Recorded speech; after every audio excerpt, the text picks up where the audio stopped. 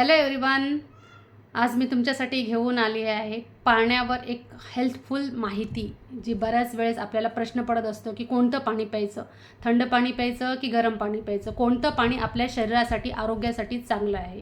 तर ह्यासाठी व्हिडिओ पूर्णपणे नक्की बघा.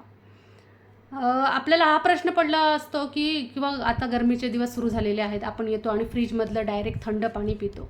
तर असं कधीही करू नका. फ्रीजमधलं किंवा डायरेक्ट बर्फदार पाणी आपलं पाचन बिघडू शकतं. जे आपण खातो ते व्यवस्थित डायजेस्ट होत नाही थंड पाण्यामुळे.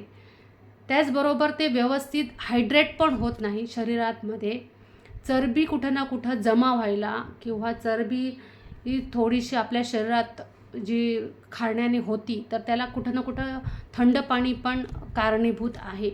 पोषण तत्व कमी होतात थंड पाण्यामुळे.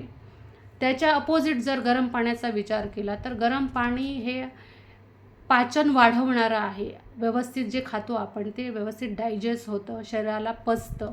त्याच्यामुळे पाचनतंत्र सुधारायला हेल्प होते. रक्तप्रवाह व्यवस्थित सुधारतो, चांगला सुरळीत राहतो.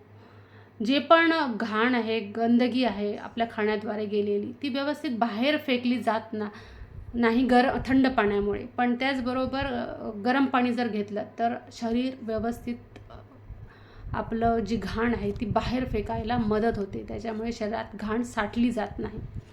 तर शक्य असेल तर गुणगुणं किंवा नॉर्मल पाणी घ्या आणि आपली हेल्थ सुधारा, चांगली ठेवा. अधिक माहिती हवी असेल तर मला मेसेज करा. तर पुन्हा भेटू आपण नेक्स्ट व्हिडिओमध्ये. थँक्यू.